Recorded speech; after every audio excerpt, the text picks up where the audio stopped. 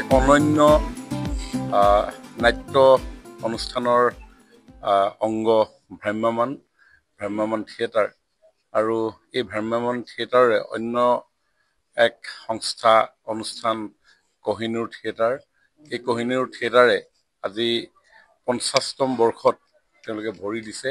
সুদীৰ্ঘ গৌৰৱোজ্জ্বল তেওঁলোকৰ এই যাত্ৰাত অসমৰ নাট্য জগতখনলৈ তেওঁলোকৰ বিভিন্ন উপস্থাপনৰ জৰিয়তে অনন্য উপহাৰ প্ৰদান কৰি আহিছে।